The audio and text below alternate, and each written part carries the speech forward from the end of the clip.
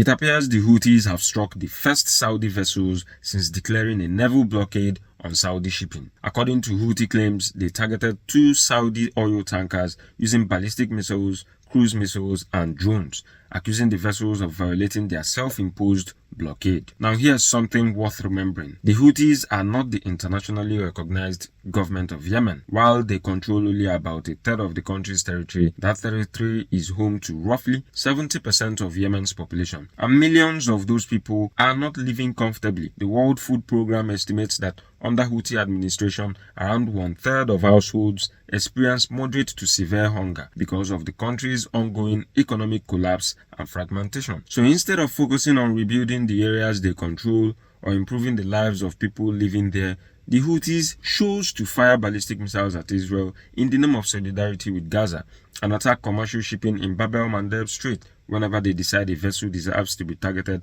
back in 2025. For the supporters of evil that love blind arguments, they weren't only targeting Israeli vessels. The Houthis targeted and severely damaged this Liberian-flagged Greek-owned bulk carrier, MV Eternity Sea. Investigations by Human Rights Watch confirmed the ship had no military utility, was not bound for Israel, and had actually just finished delivering humanitarian aid to Somalia. The attack resulted in civilian mariners being unalived and others taken hostage. In case you don't know your map, both Liberia and Somalia are African countries. Predictably, those hits invited a massive response from the United States and Israel. American strikes together with Israeli air raids unalived a number of senior Houthi leaders and destroyed significant military infrastructure. And then, as always, the internet was flooded with people claiming Israel unalived the Prime Minister of Yemen because they couldn't tell the difference between the Houthi administration and Yemen's internationally recognized government. What's also interesting is that despite being Iran's closest regional partner,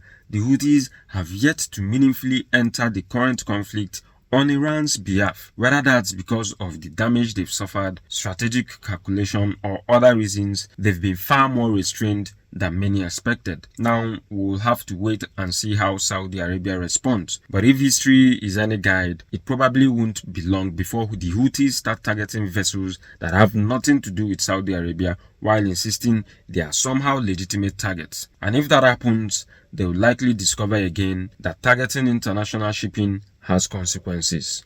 Think sharper.